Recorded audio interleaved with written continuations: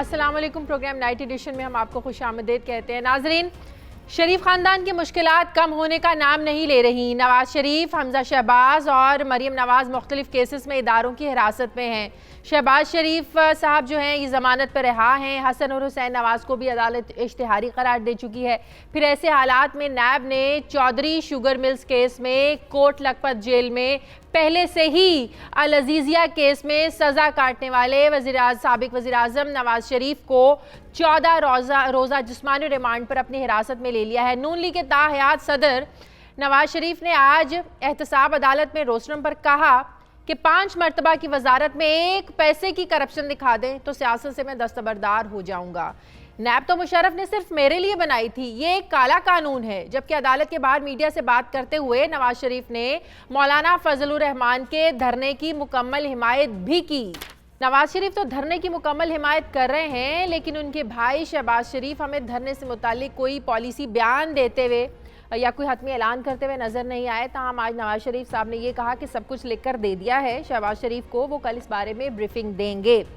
اگر لیکن یہ کہا جائے تو غلط نہیں ہوگا کہ نون لیگ ابھی تک یہی فیصلہ نہیں کر پا رہی کہ آخر کرنا کیا ہے۔ مشاورت پر مشاورت کی جا رہی ہے، کبھی آپس میں، کبھی پیپلز پارٹی کے ساتھ تو کبھی مولانا کے ساتھ۔ 2 روز پہلے بھی نون لیگ کا اہم اجلاس ہوا تھا، جبکہ کل پھر نون لیگ کا اہم اجلاس ہوگا، جس کے بعد حتمی اعلان متوقع ہے۔ دوسری جانب پیپلز پارٹی نے بھی حکومت کے خلاف مولانا فضل الرحمان کے آزادی مارچ کی حمایت تو کی ہے، لیکن دھرنے کے معاملے پر پیپلز پارٹی بھی مولانا فضل الرحمان کی فزیکلی حمایت کرتی نظر نہیں آ رہی ہے۔ جبکہ ساتھ ہی پیپلز پارٹی نے ملک بھر میں انہی ڈیٹس میں جن تاریخوں میں مولانا صاحب دھرنا دیں گے، آزادی مارچ کریں گے، اور انہی دنوں میں پیپلز پارٹی مختلف جگہوں پر جلسے بھی کرنے جا رہی ہے، جس پر تجزیے کیے جا رہے ہیں کہ پیپلز پارٹی پہلے جلسوں میں عوام کے تیور دیکھے گی اور پھر ممکن ہے کہ دھرنے کی تاریخوں کے قریب مولانا کو جوائن کرنے کا اعلان کرتے۔ جبکہ سوالات یہ بھی اٹھائے جا رہے ہیں کہ آخر دھرنے سے متعلق پیپلز پارٹی اور نون لیگ کی جو ہچکچاہٹ ہے، اس کی وجوہات کیا ہے؟ اس سب پر میں بات کروں گی۔ میرے ساتھ اس وقت موجود ہے مسلم لیگ نون کی رہنما سائرہ افضل تارڑ صاحبہ۔ السلام علیکم، بہت بہت شکریہ سائرہ صاحبہ آپ کا۔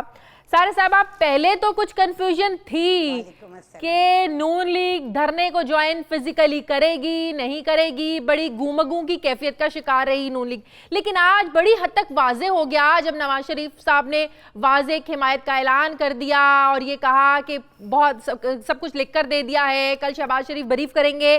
تو کیا یہ سمجھا جائے کہ اب فزیکلی آپ لوگ سپورٹ کرنے جا رہے ہیں مولانا کے دھرنے کو، یا ابھی بھی کچھ کنفیوژن ہے؟ بہت شکریہ جی۔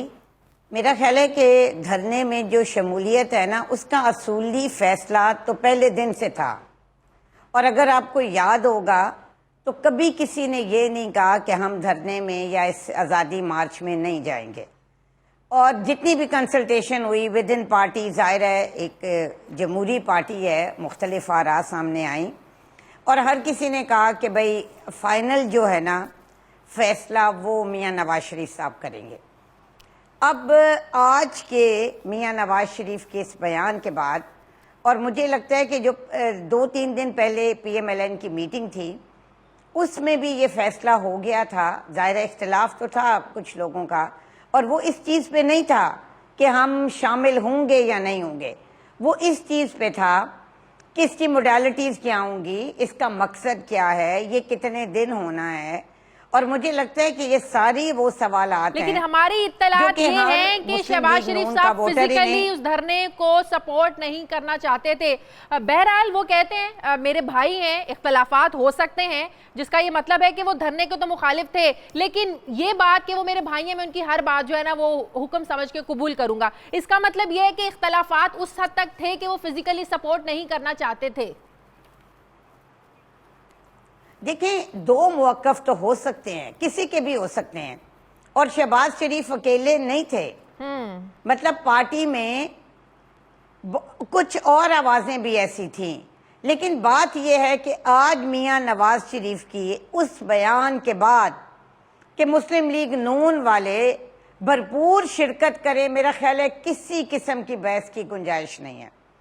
اور جو خط انہوں نے لکھا ہے میاں شہباز شریف کو، جس میں انہوں نے ڈائریکشن دے دی ہیں، جو کل کی میٹنگ اب ہو رہی ہے وہ اس بات پہ نہیں ہو رہی کہ دھرنا کرنا ہے یا نہیں، آزادی شامل ہونا ہے یا نہیں، تو پھر کیا وہ اس بات پہ ہو رہی ہے کہ ہم مزید ہم اس کو موڈیلٹیز طے کریں گے نا کہ کس طرح شرکت کرنی ہے، مطلب کہ صوبے سے کیسے کون کرنی ہے، کون ڈسٹرکٹ لیڈ وائز کرے کرنی گا، ہے، سندھ سے کون لیڈ کرے گا، کے پی سے کون ساری باتیں یہ ہاں چیزیں ڈیسائیڈ ہوگی اب؟ یہ ہاں جی ظاہر ہے اب اس میں ساری آپ اس کے کیونکہ ایک اتنا بڑی چیز آپ نے کرنی ہے تو اس میں ظاہر ہے اب کل پورا فائنل یہ ہوگا، اور مجھے لگتا ہے کچھ ڈائریکشن میاں نواز شریف صاحب نے بھی دے دی ہیں، اور مجھے ایک اور بھی لگتا ہے دیکھیں سب سے بڑھ کر جس وقت کی صبح کی میاں صاحب نے اناؤنسمنٹ کی ہے نا، میں آپ کو اپنا بتاتی ہوں کہ میرے حلقے سے مجھے کتنے لوگوں کے فون آ چکے ہیں۔ اچھا، یہ عوام کی آواز ہے، یہ سیاسی پارٹیوں نے تو فیصلے کیے ہیں سو کیے ہیں، یہ عوام کی آواز ہے، اور اس میں سب سے بڑھ کر جو ہے نا وہ حکومت کی نااہلی اور معاشی صورتحال ہے۔ اچھا اس پہ تو بات کرتے ہیں۔ اگر مجھے یہ شہباز لگتا ہے کہ شریف آپ صاحب جتنے کو انہوں نے مرضی سارا پروگرام کچھ بریف کیا ہے، تو جو کیپٹن صفدر یہ دعویٰ کر رہے ہیں کہ دھرنے کا جو سارا پلان ہے وہ حسین نواز کے پاس ہے، وہ سارا سوشل میڈیا کے ذریعے مینیج کریں گے کہ دھرنا کیسے ہوگا، کون کس جگہ سے لیڈ کرے گا، تو حسین نواز کے پاس نہ کوئی سیاسی عہدہ ہے نہ کوئی پارٹی عہدہ ہے، تو وہ کیسے یہ سارا کچھ مینیج کریں گے؟ اس بارے میں بھی پارٹی میں اختلافات ہیں کہ حسین نواز کس حیثیت سے اس چیز کو لیڈ کریں گے۔ دیکھیں یہ بالکل آپ نے درست کہا، کیپٹن صاحب نے یہ بات کیوں کی؟ کیونکہ یہ بات سوائے کیپٹن صاحب کے پارٹی کا اور کوئی بندہ نہیں کر رہا، اور اس طریقے سے دور بیٹھ کے بالکل اس طرح چیزیں مینیج نہیں ہوتی، کیونکہ آپ سوشل میڈیا پہ جو مرضی کریں لیکن اصل جو پارٹیسپیشن ہے وہ گراؤنڈ پہ ہونی ہے، اور مجھے لگتا ہے کہ یہ بیان میں نے بھی آئی ٹی وی پہ دیکھا ہے، کل اس چیز پہ بھی ظاہر ہے ڈیفینیٹلی وہ اس کو پہ بحث کریں گے اور اس کو دیکھیں گے کہ اس کی کیا وجہ ہے، ہو سکتا ہے کیپٹن صاحب سے پوچھا بھی جائے، اور میرا نہیں خیال اس سے پہلے ماضی میں حسین نواز صاحب نے کبھی کسی سیاسی چیز میں ان کا کوئی عمل دخل نہیں رہا، صحیح، اور ان کو دانستہ طور پہ ان کے والدین نے مطلب اس چیز سے دور رکھا، اور جذباتی بات ہوگی یا مجھے نہیں پتا ان کے ذہن میں ہے، کیونکہ اگر اس طرح کی ڈائریکشن ہوتی ہے تو ظاہر ہے وہ کسی اور کو بھی تو پتا ہوگی نا، ہو سکتا ہے صحیح، میاں صاحب وہ اپنے خط میں مینشن بھی کرتے شہباز صاحب کو۔ صحیح۔ اچھا آخری سوال، مسلم لیگ نون جو ہمیشہ سے دھرنوں کی سیاست کی مخالف رہی ہے، 2014 کے دھرنے میں جب عمران خان استعفیٰ مانگتے تھے تو نواز شریف کہتے تھے یہ منہ اور مسور کی دال، کسی میں ہمت ہے مجھ سے استعفیٰ لے، تو آج پھر کیا جواز بنا کر آپ لوگ جو ہے نا وہ اس دھرنے کو سپورٹ کر رہے ہیں، استعفیٰ مانگ رہے ہیں؟ 5 سال پہلے آپ لوگوں کی سوچ بالکل مختلف تھی، وجہ یہ تھی کہ نواز شریف صاحب کرسی پر بیٹھے ہوئے تھے، وزیراعظم ہاؤس میں بیٹھے ہوئے تھے، آج جس وزیراعظم ہاؤس میں عمران خان بیٹھے ہیں آج آپ ان کی کرسی سے ان کو ہٹانا چاہتے ہیں، تو اپنے ہی اصول کے آپ لوگ تو مخالف چل رہے ہیں، اور آپ لوگ کہتے تھے آج تک کوئی بھی وزیراعظم اپنی مدت پوری نہیں جو ہے نا وہ کر سکا، آپ تو کسی کو پوری کرنے دیں۔ میں آپ کی ساری باتوں کا باری باری جواب دوں گی۔ جی، سب سے پہلی بات یہ کہ جس وقت انہوں نے دھرنا دیا تھا نا، انہوں نے 4 سیٹوں کا بہانہ بنایا، آپ اس وقت کے اور آج کے حالات دیکھیں۔ دوسری چیز کہ کوئی منتخب وزیر اعظم اپنی مدت پوری نہیں کر سکا، یہ منتخب نہیں ہے، یہ سلیکٹڈ وزیر اعظم ہے۔ اور تیسری چیز نہیں کوئی نہیں عوام کے ووٹوں سے جس طرح آیا وہ مجھے پتا ہے، میرے ساتھ خود ہوا ہے، اس لیے میں تو اس چیز کی چشمدید گواہ ہوں۔ اچھا دوسری چیز ایک اور کہ جو آپ کہہ رہے ہیں نا، دیکھیں دھرنے کی سیاست نہیں کرنا چاہتے تھے، یہی وجہ تھی کہ جس طرح بھی یہ جیت کے آیا تھا نا اس کو سپورٹ کیا، اس وقت بھی مولانا نے کہا، اور ایون ہماری پارٹی میں کچھ لوگ تھے جو کہتے تھے کہ اس جھوٹی اور چوری ہوئی اسمبلی کا آپ حصہ ہی نہ بنیں، لیکن ہم اسمبلی کا حصہ بنے۔ اس وقت ہم نے مولانا کی بات نہیں مانی، لیکن ایک 1.25 سال میں آپ نے دیکھ لیا کیا نتیجہ نکلا۔ آپشن ابھی بھی ہے، پنجابی سے بھی آپ لوگ استعفے دے سکتے ہیں، قومی اسمبلی سے بھی استعفے دینے کے لیے آپ لوگوں کے پاس آپشن ابھی بھی موجود ہے، غلطی کو سدھارنے کا موقع ابھی بھی آپ لوگوں کے پاس ہے۔ بہت بہت شکریہ سائرہ افضل طارڑ صاحبہ میرے ساتھ ہی۔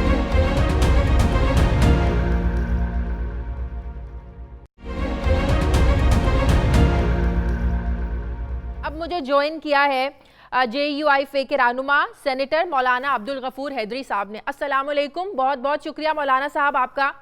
مولانا صاحب آج نواز شریف صاحب نے تو باقاعدہ اعلان کر دیا ہے کہ وہ آپ کے دھرنے کو باقاعدہ طور پر سپورٹ کریں گے. کل جو انہوں نے خط لکھا ہے شہباز شریف صاحب کو جو ہدایات دی ہیں وہ کل سب کچھ سامنے آ جائے گا کہ وہ کیسے آپ لوگوں کو سپورٹ کرنے جا رہے ہیں. پیپلز پارٹی کیوں آپ لوگوں کے ساتھ ابھی تک چلنے کو تیار نہیں ہے؟ وہ تو اپنے جلسوں کے اعلان کرتے پھر رہے ہیں.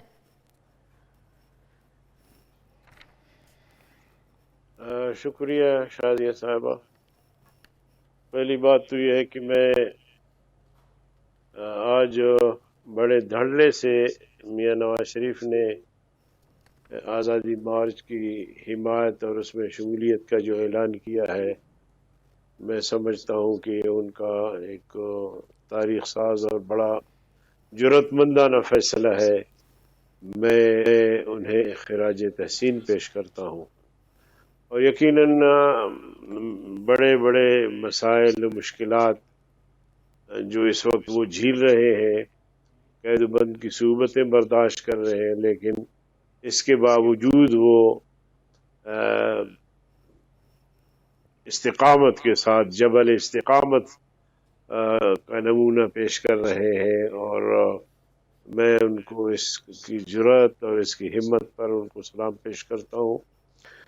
اب تو میں سمجھتا ہوں کہ ان کے واضح اعلان کے بعد مسلم لیگ کے پاس کوئی اور راستہ تو نہیں رہا، اور انشاءاللہ مجھے یقین ہے کہ جو جیل سے باہر مسلم لیگ کی قیادت ہے، کارکن ہے، وہ بھرپور ہمارے اس آزادی مارچ میں شرکت کریں گے. جہاں تک پیپلز پارٹی کا تعلق ہے، پیپلز پارٹی بھی اکثریت کارکنوں کی یا جو لیڈرشپ ہے وہ بہرحال موقع بموقع انہوں نے آزادی مارچ کی حمایت کی ہے. اور انشاءاللہ جب لوہا گرم ہوگا تو مجھے 100% یقین ہے کہ بلاول صاحب بھی تشریف لائیں گے اور خطاب فرمائیں گے. تو اس وقت اپوزیشن میں شامل تمام جماعتیں، محمود خان اچکزئی کی پارٹی، اسفند یارولی کی پارٹی، آفتاب شیرپا، حاصل بزنجو، سب اس بات پر متفق ہے. سیاسی جماعتوں کے علاوہ پبلک، عوام جو ہے مسلسل ہم پہ دباؤ ڈال رہے ہیں کہ جی آپ کو جلدی آزادی مارچ کرے. موجودہ حکومت نے جو ہے حکومت کہتی ہے آپ تو مدرسے کے آ کر جو ہے نا وہ دھرنا کرنا چاہتے ہیں. کون سی عوام آپ لوگوں کے ساتھ ہے؟ کون آپ لوگوں کے ساتھ چلنا چاہتا ہے؟ اب مدرسے کے بچے آپ لوگوں نے تو لے کے آنے ہیں. تو آپ پھر ملاحظہ فرمائیں گے نا، پھر حکومت پریشان کیوں ہے؟ چلو مدارس کے بچے ہی صحیح، تو بچوں سے ان کو پریشانی کیا؟ جب معصوم بچے ہوں گے تو وہ اس قابل نہیں ہوں گے کہ وہ پولیس سے لڑے، کسی ادارے سے لڑے. تو حکومت کیوں گھبرائی ہوئی ہے؟ کوئی بات، جو یہ 40-50 ہمارے پارلیمان کا اشارہ دیا حکومت کی طرف سے کسی نے؟ میری بات تو سنیں نا. جی میری بات مکمل ہونے دیں. جی. یہ جو 40-50 ہمارے پارلیمان کے ممبران ہیں، ان کو ان معصوم بچوں نے ووٹ دے کر کامیاب کیا ہے یا ان کے ووٹر بھی ہیں؟ تو اگر ہمارے ووٹر ہیں اور ہم نے 15 ملین مارچ کیے ہیں، ان ملین مارچ میں کتنے فیصد بچے ہو سکتے ہیں؟ تو یہ ایک خامخواہ کا پروپیگنڈا ہے کہ جی مدارس کے بچے. جمعیت علماء اسلام ایک قومی جماعت ہے، ایک بہت بڑی جماعت ہے جسے اسٹیٹ پاور حاصل ہے، اور اس کی طاقت کو اس طرح کے جملے کہہ کر کہ بچے لائیں گے، مدارس کے بچے لائیں گے. اب ہمارے قافلے چلیں گے، آپ دیکھیں گے انشاءاللہ جو لاکھوں کی تعداد میں لوگ ہوں گے، اور ان میں آپ 18 سال سے ذرا یہ بتا دیجیے کہ پہنچنے کے بعد حکمت عملی وہی ہے، پہنچنے کے بعد حکمت عملی اسٹریٹجی وہی ہے کہ جب تک عمران خان استعفیٰ نہیں دیں گے آپ لوگ وہاں سے نہیں اٹھیں گے؟ دیکھیں، پہلی بات تو آزادی مارچ ہے. جب آزادی مارچ کرتے ہم یہاں اسلام آباد پہنچیں گے، اسلام آباد پہنچنے کے بعد پھر ہم اپنی حکمت عملی طے کریں گے کہ اب مطالبات کے حل ہونے تک یہاں بیٹھنا ہے، کیا اس کی ترتیب ہے. باقی پارٹیاں بھی ہمارے ساتھ ہوں گی، سب سے مشاورت کریں گے اور مشاورت سے یہ ساری باتیں طے ہوتی جائیں گی. حکومت کی طرف سے کوئی رابطہ ہوا یا کوئی میسج ملا، پیغام ملا مذاکرات کے لیے کہ آئیے بیٹھیے، کیا آپ لوگوں کے کنسرنز ہیں، ہم بیٹھ کے اس کو دور کرتے ہیں؟ میڈیا کے توسط سے کل سے باتیں چل رہی ہے کہ عمران نے کوئی کمیٹی تشکیل دی ہے جو 3 افراد پہ مشتمل ہے، اور وہ مولانا فضل الرحمان سے یا اپوزیشن سے رابطہ کریں گے، لیکن اب تک کوئی رابطہ ان کی طرف سے ہوا نہیں۔ صحیح۔ کے پی کے میں آپ کی کیا اسٹریٹجی ہے؟ وہاں کے جو سی ایم ہے اچکزئی صاحب، وہ کہہ رہے ہیں کہ میں اپنی بات پر بالکل طور پر جو ہے وہ ڈٹا ہوا ہوں، میں یہاں سے نہیں ہم لوگ نکلنے دیں گے، کے پی کے سے لوگوں کو نہیں نکلنے دیں گے، وہ ڈٹے ہوئے اپنے موقف پر، کہتے ہیں میں اپنے بیان پر قائم ہوں۔ آپ لوگوں کی کیا اسٹریٹجی ہے؟ آپ کو روکنے کی کوشش کریں گے؟ کیا آپ لوگوں کے پاس پلان بی ہے، سی ہے؟ کیسے کے پی سے آپ لوگوں کو نکلنا ہے؟ دیکھیں، پہلی بات تو یہ ہے کہ اسی کو فسطائیت کہتے ہیں کہ آپ کس بنیاد پہ ہمارے قافلوں کو روکیں گے؟ ہم اپنا جمہوری اور آئینی حق استعمال کرنے جا رہے ہیں، کس بنیاد پہ آپ کس قانون کے تحت آپ ہمارے قافلوں کو روکیں گے؟ 2014 بھی اپنا آئینی حق استعمال کر رہے تھے جب آپ لوگ کہتے تھے کہ کوئی جواز نہیں ہے ان کو دھرنا دینے کا، یہ ملکی جو معیشت ہے اس کو نقصان پہنچا رہے ہیں، یہ ملک کو ترقی ہوتے دیکھنا نہیں چاہتے، یہ سب کچھ الٹ ہو گیا، کچھ گنگا الٹی بہ رہی ہے اب 5 سالوں میں؟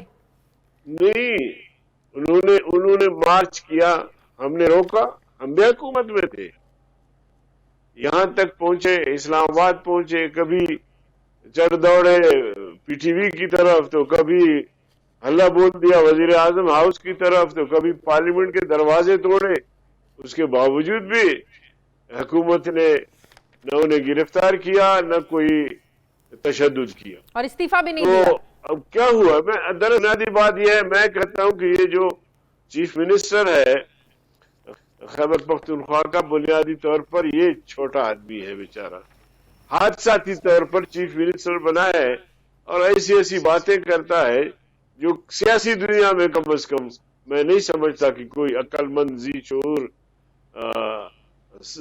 کوئی زیرک انسان اس طرح کی بات کرے جو غیر سیاسی ہو۔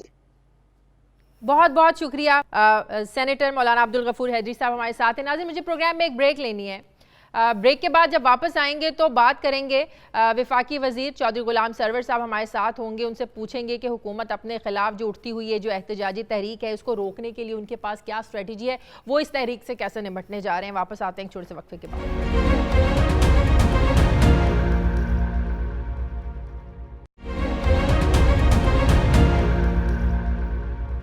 ناظرین، تحریک انصاف نے خود 2014 میں انتخابات میں دھاندلی کے اوپر دھرنا دیا تھا، اور آج بھی تحریک انصاف اس دھرنے کا ذکر بڑے فخر سے کرتی ہے، لیکن تحریک انصاف کی حکومت کو گزرے 1 سال ہی ہوا ہے ابھی کہ ڈاکٹرز ہوں، تاجر ہوں اور اپوزیشن جماعتیں حکومتی اقدامات کے خلاف اٹھ کھڑے ہوئے ہیں، جبکہ دوسری جانب ملک کی معیشت زبوں حالی کا شکار ہے۔ گورنر اسٹیٹ بینک پہلے ہی یہ کہہ رہے ہیں کہ آنے والے دنوں میں مہنگائی مزید بڑھے گی، عوام کو مزید صبر کرنا پڑے گا، لیکن عوام کے صبر کا پیمانہ کب لبریز ہو جائے اس بارے میں کوئی کچھ نہیں کہہ سکتا۔ سوال یہ ہے کہ حکومت اپنے مخالف بڑھتی ہوئی جو احتجاجی تحریکیں ہیں ان کو کیسے کنٹرول کرے گی، خاص کر مولانا کے دھرنے کے خلاف حکومت کے پاس اسٹریٹجی کیا ہے، کیسے حکومت جو ہے اس دھرنے سے نمٹنے جا رہی ہے۔ میں بات کروں گی، میرے ساتھ تحریک انصاف کے رہنما وفاقی وزیر غلام سرور خان صاحب موجود ہیں۔ السلام علیکم، بہت بہت شکریہ غلام سرور صاحب آپ کا۔ غلام سرور صاحب، 2014 سے لے کر 2019 تک 5 سال سب کچھ الٹا ہو گیا ہے دھرنوں کو لے کر۔ 2014 میں دھرنے جن کے لیے معیوب تھے آج ان کے لیے جائز ہیں، جن کے لیے دھرنے جائز تھے آج ان کے لیے معیوب ہو گئے ہیں۔ اب جب مولانا صاحب بالکل اٹل ہیں کہ انہوں نے دھرنا دینا ہے، عمران خان صاحب کا استعفیٰ لینا ہے، آج آپ لوگوں کی اسٹریٹجی کیا ہے، کیسے نمٹنا ہے آپ نے اس احتجاجی تحریک سے؟ بسم اللہ الرحمن الرحیم۔ شکریہ شازیہ۔ 2014 اور 2019 کے دھرنوں میں تھوڑا سا ڈیفرینشیٹ کرنا چاہیے۔ 2014 کا دھرنا ہمارا تھا اس وقت کی حکومت کے خلاف کہ انہوں نے الیکشن ریگ کیا تھا، اور بگننگ میں ہماری ڈیمانڈ تھی کہ 4 حلقے کھول دیے جائیں، تو جو بھی فیصلہ ہو حلقے کھلتے ہیں، جو بھی فیصلہ ٹریبیونلز کرتے ہیں ہم اسے تسلیم کریں گے، لیکن وہ فیصلے وہ ہلکے نہ کھلے جو کہ بعد میں کھلے، اور اس پہ ہم نے دھرنے دیے۔ لیکن یہ دھرنا مختلف ہے، جیسے آپ نے کہا پاکستان کو اس وقت بے پناہ مسائل کا سامنا کرنا پڑ رہا ہے، معاشی حالت واقعی بالکل آپ نے بجا فرمایا وہ بھی ٹھیک نہیں ہے، اور اس کی وجوہات پچھلے 35 سالوں کی مسلسل لوٹ کھسوٹ ہے، جو کہ باریاں لینے والے جو سیاستدان تھے، 3 بار دونوں بڑی پارٹیوں نے وزارت عظمیٰ بھی انجوائے کی، 6 بار وزارت اعلیٰ بھی اپنے اپنے صوبوں میں انجوائے کی، تو ان کی پالیسیوں کی وجہ سے آج یہ دن 22 کروڑ عوام کو بھی اور اس حکومت کو بھی دیکھنا پڑ رہا ہے، اور واقعی لوگ محسوس بھی کر رہے ہیں، مہنگائی کے حوالے سے بھی محسوس کر رہے ہیں، بے روزگاری کے حوالے سے بھی محسوس کر رہے ہیں۔ لیکن انشاءاللہ تعالی بہت جلدی ہم ان تمام چیزوں پہ، کیونکہ ہماری نیت ٹھیک ہے، ہم ملک کے لیے کچھ کرنا چاہتے ہیں، بہتری لانا چاہتے ہیں، اور جنہوں نے یہ سارا کھلواڑا کیا ہے ملک کے ساتھ، ان کا احتساب بھی ساتھ ساتھ کرنا چاہتے ہیں۔ تو یہ جن لوگوں کا احتساب ہو رہا ہے، جو لوگ پابند سلاسل ہیں، ایک صاحب اپنی بیٹی کے ساتھ، دوسرے صاحب اپنی بہن کے ساتھ، تو ان مولانا کے پیچھے ہمیشہ وہ ہیں، اور مولانا ان دونوں سے مستفید بھی ہوتے رہے ہیں۔ اگر آپ پاس ریکارڈ دیکھیں، بہرحال جواز تو ہے، آپ لوگوں کے جواز تھا ریگنگ کا، ان کے پاس جواز ہے۔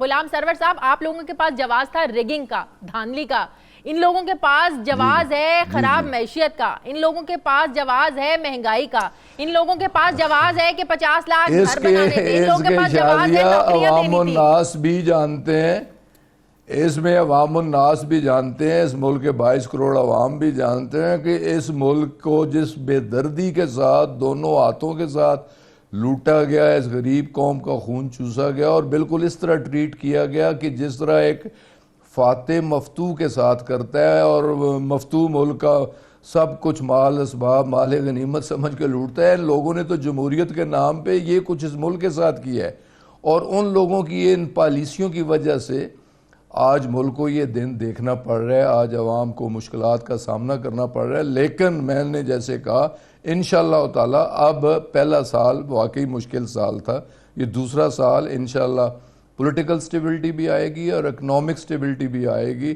اور انشاءاللہ تعالی پھر ہر آنے والا مہینہ، ہر آنے والا سال پہلے سے بہتر ہوگا انشاءاللہ۔ ان کو کیسے روکنے تو بتا دیں، ہم دعا کرتے ہیں کہ آنے والے سال اچھے ہو جائیں، لیکن جو بھی بڑا چیلنج آپ لوگوں کو فیس کرنا ہے اس کو کیسے روکنا ہے؟ ایک تو شازیہ میں یہ بتانا چاہتا ہوں، یہ قوم بھی جانتی ہیں کہ مولانا انپریڈکٹیبل ہیں، ان کے بارے میں کچھ نہیں کہا جا سکتا کہ وہ کیسے آئیں گے، وہ کیا کریں گے۔ کہتے تو وہ ہیں کہ ہم 27 پہلے انہوں نے 27 مارچ دھرنے کا دن دیا تھا، پھر انہوں نے کہا کہ 27 اکتوبر کا دن انہوں نے دیا تھا دھرنے کا، پھر انہوں نے کہا کہ 27 اکتوبر کو قافلے نکلیں گے، اور 30 اکتوبر کو یا 31 اکتوبر کو ہم اسلام آباد پہنچیں گے اور یہ آزادی مارچ ہوگا۔ تو جس طرح مولانا صاحب انپریڈکٹیبل ہیں اور ان کا کچھ پتہ نہیں وہ کیا کرتے ہیں، وہ آتے ہیں، وہ نہیں آتے، وہ وہاں سے ہیں، وہ جا وہ تو ہمارا بالکل کوئی ٹینشن نہیں، بالکل کوئی ٹینشن نہیں۔ غلام سرور صاحب، کوئی مذاکرات کا آپشن ہے؟ لیکن جو بات کرنا چاہیں تو یقیناً مخالف کو کبھی ہلکا نہیں لینا چاہیے۔ پاکستان کے لیے پاکستان کے لیے اور کشمیریوں کے لیے ہم ہر کسی سے بات کرنے کے لیے تیار ہیں۔ نہیں، وہ ان کے کچھ اور مطالبات ہیں، وہ استعفے کی بات کر رہے ہیں، وہ اس حکومت کے جانے کی بات کر رہے ہیں، ان کے ایشوز اور ہیں اس پر۔ دیکھیں، پاکستان کے عوام نے یہ مینڈیٹ دیا ہے تحریک انصاف کو، پاکستان کے عوام نے پیپلز پارٹی کو ایلیمنیٹ کر دیا، پاکستان کے عوام نے پاکستان مسلم لیگ کو ایلیمنیٹ کر دیا، پاکستان کے عوام نے جمعیت علماء اسلام اور خاص کر مولانا کے غبارے سے ہوا بھی نکال دی۔ یہ کس طرح مطالبہ کر سکتے ہیں؟ جمہوری عمل جاری و ساری رہنا چاہیے، اور ہمیں امید ہے کہ انشاءاللہ تعالی ہم تمام مسائل پہ قابو گے۔ تو ٹھیک ہے، نیکسٹ الیکشن اپنی کارکردگی کی بنیاد پہ لڑیں گے بھی اور جیتیں گے، اور انشاءاللہ تعالی ان کا حال پہلے سے بھی برا ہوگا۔ بہت بہت شکریہ غلام سرور خان صاحب، ہمارے ساتھ تھے۔ آگے بڑھتے ہیں ناظرین، ناظرین، وزیراعظم عمران خان سعودی عرب اور ایران میں بڑھتی ہوئی کشیدگی کو کم کروانے کے لیے بطور ثالث کا کردار ادا کرنے کے لیے اب ایران کے دورے پر بھی انہوں نے جانا ہے، جہاں وہ ایرانی صدر حسن روحانی سے ملاقات کریں گے، جبکہ ملاقات کے فوری بعد وزیراعظم عمران خان سعودی عرب روانہ ہو جائیں گے، جہاں ان کی ملاقات سعودی قیادت سے ہوگی۔ دورہ اقوام متحدہ سے پہلے وزیراعظم عمران خان کے آخری دورہ سعودی عرب کے دوران سعودی ولی عہد شہزادہ محمد بن سلمان نے وزیراعظم سے ایران کے ساتھ کشیدگی کو کم کرنے کے لیے مدد بھی مانگی تھی۔ دوسری طرف ایران نے بھی ثالثی کی مشروط پیشکش کو قبول کیا تھا۔ وزیراعظم عمران خان نے دورہ اقوام متحدہ میں ایک نیوز بریفنگ میں یہ بھی کہا تھا کہ وہ سعودی ولی عہد اور امریکی صدر کے کہنے پر ایران اور سعودیہ کے درمیان جو کشیدگی ہے اس کو کم کروانے کی کوشش کریں گے، جبکہ گزشتہ ہفتے ایک امریکی اخبار میں چھپنے والی ایک رپورٹ میں یہ انکشاف کیا گیا تھا کہ ایران اور سعودی عرب نے کشیدگی کے خاتمے کے لیے بالواسطہ طور پر خاموش مذاکرات کا آغاز کر دیا، جو کہ بہت ہی خوشائند اس کو کہا جا رہا تھا۔ لیکن آج پھر سعودی عرب کے ساحل سے بحیرہ احمر کے ذریعے سفر کرنے والے ایرانی تیل بردار جہاز پر 2 راکٹوں سے حملہ کیا گیا ہے۔ سعودی حکام کا ابھی تک اس کے اوپر کوئی بیان تو سامنے نہیں آیا ہے، لیکن ماہرین یہ کہہ رہے ہیں کہ اس واقعے کے بعد ایران اور سعودی عرب میں کشیدگی بڑھ سکتی ہے، امریکہ میں کشیدگی بڑھ سکتی ہے۔ ایسی صورتحال میں سوال یہ ہے کہ وزیراعظم عمران خان کی ثالثی کی جو کوشش ہے یہ کتنی کارگر ثابت ہو سکتی ہے، کیونکہ امریکہ کا براہ راست سعودی عرب پر خاصا اثر رسوخ بھی ہے، جبکہ وزیراعظم عمران خان ایک روز پہلے ہی دورہ چین سے بھی واپس لوٹے ہیں اور آج چینی صدر بھارت کے دورے پر نئی دلی پہنچے ہیں۔ چینی صدر کے دورہ بھارت سے پہلے وزیراعظم عمران خان کے دورہ چین سے پاکستان کو کیا ملا، ٹائمنگ کتنی امپورٹنٹ تھی، اور اس سے پہلے وزیراعظم عمران خان سے چینی صدر کی ملاقات کتنی امپورٹنٹ تھی، اس پر میں بات کرنے جا رہی ہوں۔ میرے ساتھ سابق سفیر ضمیر اکرم صاحب ہیں۔ السلام علیکم، بہت بہت شکریہ ضمیر اکرم صاحب آپ کا۔ ضمیر اکرم صاحب، وزیراعظم کا حالیہ دورہ چین، اس میں کشمیر کا موضوع سب سے زیادہ ڈسکس ہوا، اہم رہا، اس کے علاوہ سی پیک بھی ڈسکس ہوا۔ چین اور پاکستان بالکل ہم خیال ہیں، بالکل متفق ہیں اس بات پر کہ کشمیر کا جو مسئلہ ہے یہ اقوام متحدہ کی قراردادوں کے مطابق ہی حل کیا جانا چاہیے۔ اب چینی صدر کا جو ہے وہ بھارت کا دورہ، وہ نئی دلی پہنچ گئے ہیں، ٹائمنگ کتنی اہم ہے چینی صدر کے دورہ بھارت سے پہلے وزیر اعظم عمران خان سے ملاقات کرنا، کتنا اہم تھا یہ کشمیر کے کاز کو لے کر؟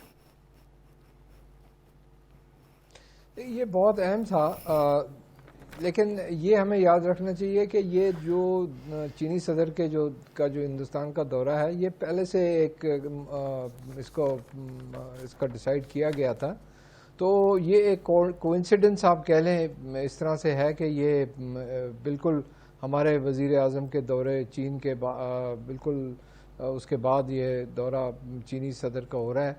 لیکن اس کے باوجود جو اہم چیز ہے وہ یہ ہے کہ چینی صدر ہندوستان جانے سے پہلے انہوں نے جو کچھ کہا ہمارے وزیر اعظم کے ساتھ ملاقات میں، اور جو جوائنٹ سٹیٹمنٹ میں جو کہا گیا، یہ ساری چیزوں کے بعد ہم دیکھ سکتے ہیں کہ اگر ہندوستان کی طرف سے کوئی اس قسم کی امید تھی کہ چین پاکستان کی حمایت نہیں کرے گا یا کسی طرح سے پاکستان کو کشمیر کے مسئلے کے اوپر سپورٹ نہیں کرے گا، تو یہ ان کو نا امیدی ہوئی ہے اور مزید اور نا امیدی ہوگی۔ اور ریاکشن یہ آیا ہے کہ ان کے چینی ترجمان ان کے جو بھارتی ترجمان دفتر خارجہ راویش کمار، انہوں نے کہا ہے کہ یہ ہمارا اندرونی معاملہ ہے، کسی کو اجازت نہیں ہے ہمارے اندرونی معاملات میں دخل اندازی کرنے کی۔ یہ بھی انہوں نے ایک میسج دیا ہے چینی صدر کو بھارت جانے سے پہلے کہ ادھر آ کے بات مت کریں آپ۔ دیکھیں، ہندوستان کے ترجمان یا حکومت جو بھی کہنا چاہتی ہے وہ کہہ سکتی ہے، لیکن اصلیت یہ ہے جو کہ دنیا میں ہندوستان کا موقف کوئی بھی نہیں ماننے کے لیے تیار ہے۔ ان کے قریبی دوست امریکہ بھی یہ نہیں مانتا ہے کہ کشمیر ہندوستان کا اندرونی معاملہ ہے یا کہ کشمیر ہندوستان کا ایک حصہ ہے۔ دنیا میں کوئی بھی ملک جو ہے یہ ماننے کے لیے نہیں تیار ہے، تو ہندوستان کے کہنے سے کشمیر ہندوستان کا حصہ نہیں بن سکتا، اور یہ اندرونی معاملہ ان کا نہیں ہے۔ خاص طور سے چین کے حساب سے دیکھیں، جس طرح سے انہوں نے یہ انیکسیشن کی ہے، وہاں لداخ کا بھی مسئلہ جو ہے وہ چین کے لیے بہت اہم ہے، کیونکہ جس طرح سے ہمارا ان کے ساتھ اختلاف ہے، چین کا بھی اختلاف ہے ہندوستان کے خلاف، ہندوستان کے ساتھ لداخ کے معاملے پر، کیونکہ ان کی جو وہاں پر بارڈر ہے وہ بھی ایک ڈسپیوٹڈ بارڈر ہے. سو ان کے ہندوستان کے کہنے سے کوئی فرق نہیں پڑتا. چین کی جو موقف ہے وہ اپنی جگہ ہے، اور وہ اپنے موقف کو انہوں نے بڑی صاف طرح سے واضح کیا ہے. صحیح. ضمیر اکرم صاحب، سعودی عرب ایران میں کشیدگی ایک بار پھر سے بڑھ رہی ہے آج کے واقعے کے بعد. اس سے پہلے آپ نے دیکھا جب سعودی عرب تیل تنصیبات پر حملے ہوئے، ڈائریکٹلی امریکہ نے بھی الزام لگایا ایران پر، سعودی عرب نے بھی لگایا، جبکہ ایران بالکل اس کو مسترد کرتا رہا. آج جب ایرانی جہاز پر یہ حملہ ہوا ہے تو کشیدگی بڑھنے کے ایک دفعہ پھر سے امکانات بہت زیادہ بڑھ گئے ہیں، اور ایسی صورت میں وزیراعظم عمران خان ایک بار پھر سے سعودی عرب جا رہے ہیں، تو کتنا اہم رول ہمارا ہو سکتا ہے؟ ہم تو پہلے ہی کہہ چکے ہیں کہ ہم ثالثی کروانے کے لیے تیار ہیں. یہ پاکستان کا رول اور وزیر اعظم کا رول اور زیادہ اہم ہو گیا ہے ان حالات میں. اور دیکھیں، یہ کسی کو ابھی یقینی طور پر پتہ نہیں ہے کہ یہ حملہ کس نے کرایا. جس طرح سے امریکہ اور سعودی عربیہ ایران پر الزام لگا رہے ہیں کہ سعودی عربیہ کی جو تیل کی جو انسٹالیشن تھی ان پر جو حملہ ہوا تھا وہ ایران نے کرایا، لیکن ایران کہہ رہا ہے کہ ہم نے نہیں کیا، وہ ہوتیز نے کیا. اس میں ایک اور ملک ہے جس کے مفائد ہیں کہ ایران اور سعودی عربیہ کے درمیان کشیدگی اور بڑھے، اور وہ ملک ہے اسرائیل. تو اسرائیل کا بھی بیک ڈور سے کیا رول ہے وہ بھی ہمیں اپنے دھیان میں رکھنا ہوگا. ہمیں وہ فالس فلیگ آپریشنز کر سکتے ہیں. اور مجھے لگتا ہے کہ یہ جو حادثہ ہوا ہے، یہ جو واقعہ ہوا ہے حال ہی میں، اس کے لیے بھی اس کی بھی جو سورس ہے وہ کوئی اور ہو سکتا ہے، اور اسرائیل بھی ہو سکتا ہے، کیونکہ وہ چاہتے ہیں کہ یہ کشیدگی بڑھے ان دو مسلم ممالک کے درمیان اور اس خطے میں بھی. تو لیکن اس صورتحال میں ہمارا جو رول ہے، ہماری جو ثالثی کی جو پیشکش ہم نے کی ہے، اور ضروری چیز جو یاد رکھنے کی وہ یہ ہے کہ دونوں سعودی عربیہ اور ایران اور امریکہ بھی ساتھ، ان تینوں ممالک نے ہم سے یہ ریکویسٹ کی ہے کہ ہم کوشش کریں کہ یہ مسئلے کو کسی طرح سے حل کیا جائے، یا کم سے کم جو کشیدگی ہے اس کو کم کیا جائے. بہت بہت شکریہ ضمیر اکرم صاحب ہمارے ساتھ ہیں. ناظرین، مجھے پروگرام میں ایک بریک لینی ہے. بریک کے بعد جب ہم واپس آئیں گے تو بات کریں گے کہ کراچی میں جعل سازی سے کیسے بااثر افراد اور بلڈرز کو نوازا گیا اور صوبائی حکومت کو اربوں روپے کا ٹیکہ لگایا گیا. واپس آتے ہیں ایک چھوٹے سے وقفے کے بعد.